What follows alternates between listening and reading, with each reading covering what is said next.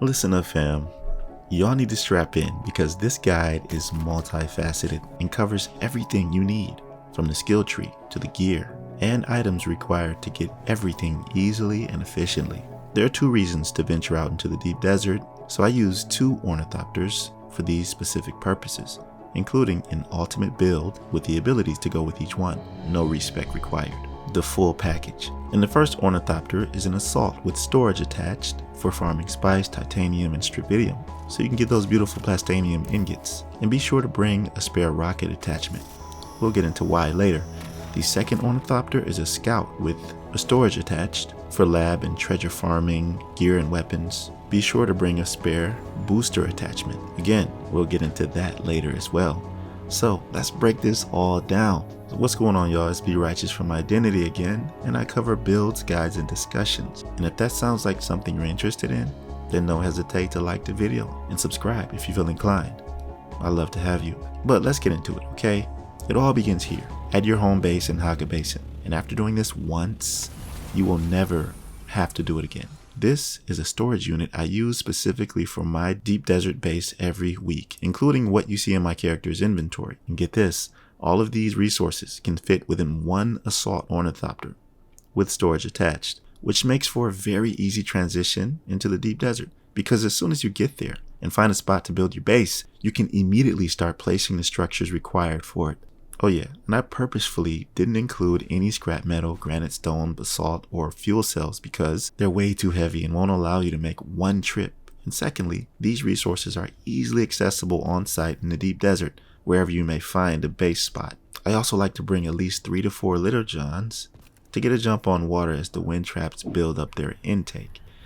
Now before you head out, you must prepare your abilities on the skill tree. Remember, I said there's one ultimate build to fit each Ornithopter, whether you're farming spice, gear, or just going all in on combat. Let's begin with the spice version.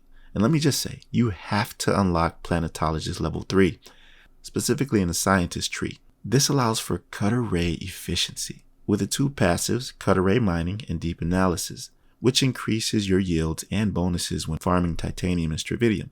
Then, compaction improves the efficiency of your resource yields by 20%. This is very important when trying to get all you can, since the worm is ever present. And to top it all off, overcharge increases overall power pack capacity. So this not only helps in this area, but also in combat.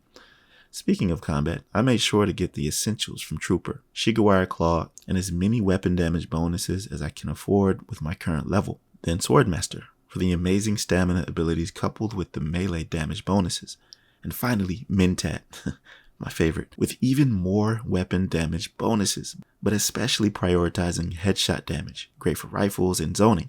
You'll become very deadly, especially with the Sentinel turret. Now that you know what build and resources are needed, you're good to go.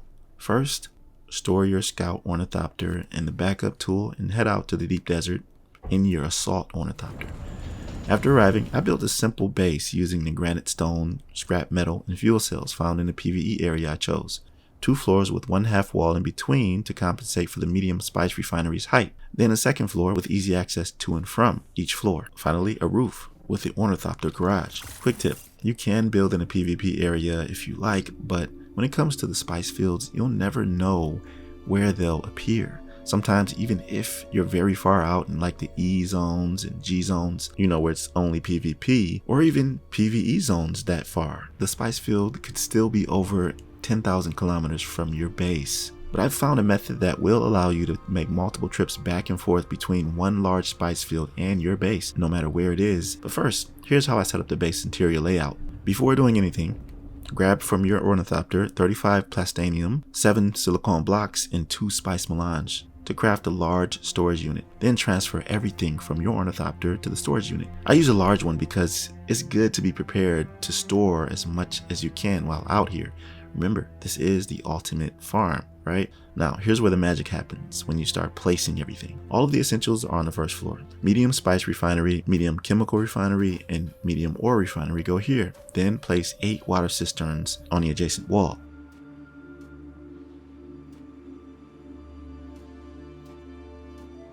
On the second floor, next to the large storage unit, place 14 generators. And finally, on the roof atop the Ornithopter garage are the 2 large wind traps, each with 5 filters.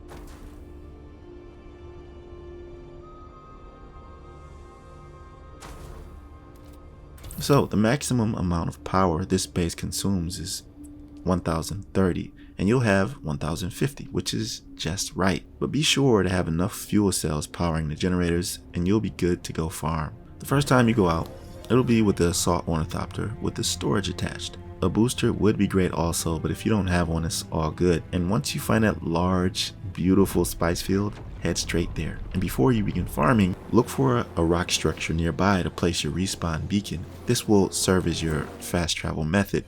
But the strangest thing happened to me, and I've never seen this before. I actually witnessed how the spice field exploded from the start. At first, I thought it was just an empty field that had just been swallowed by Grandfather Worm, but as I flew closer, I noticed purple bubbles coming out of the sand like they were boiling hot. I was hesitant to land, of course, thinking it was quicksand, but once I did, I began to try compacting the bubbles and nothing happened, so I moved away. Then suddenly, there was a huge explosion behind me, and that's when I discovered this is how spice fields look just before they erupt. I immediately dropped my spawn beacon at that nearby rock structure, but a large sandstorm was headed straight there at that very moment. So I waited it out, then made my way to the spice field.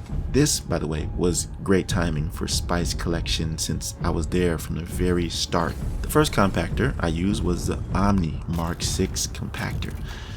I'll be honest, this is kind of underwhelming, but this thing sucks up so much spice. The downside is that it uses a ton of power, so I could only compact 7 in a row before running out of power. But I found that this unique Mark 5 compactor works way better and allows for an infinite amount of compacts before the worm shows up. After collecting the maximum spice sand, you have to painstakingly travel back to your base, drop off the spice, and start cooking that melange.